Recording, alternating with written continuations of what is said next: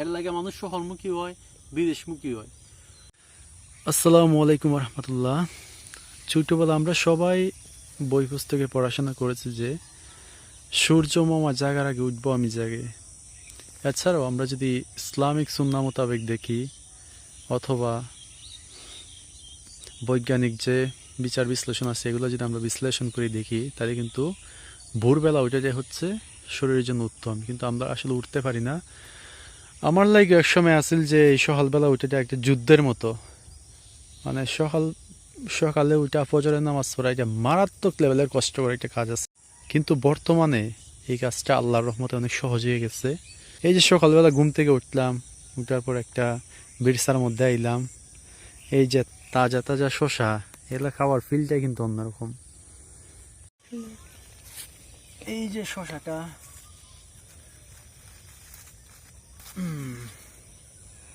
মাশাআল্লাহ, এই যে ক্ষেতটা আছে এটার মধ্যে কিন্তু তেমন একটা বিষ টিষ দেওয়া হয় না, তো নিঃসন্দেহে খাওয়া যায়।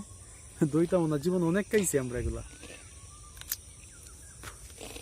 দেখা যাক টেস্টটা কেমন।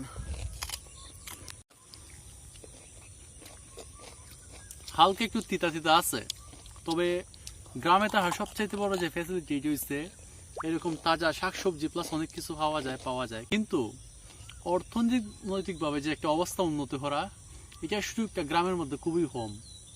এর লাগে মানুষ শহরমুখী হয়, বিদেশমুখী হয়। তবে আমি যে চেষ্টায় আছে যে নিজে অর্থনৈতিকভাবে স্বাবলম্বী হওয়া প্লাস আশপাশের যে মানুষগুলো আছে তারা নিয়ে কিভাবে স্বাবলম্বী করা যায়, খুবই স্ট্রাগল করতেছি। সবাই দোয়া করবেন যাতে ভালো কিছু করতে পারি, কর্মসংস্থানের ব্যবস্থা হতো বা ভালো একটা কিছু হইন, এরকম যেন কিছু একটা করতে পারি। ধন্যবাদ। আল্লাহ হাফেজ।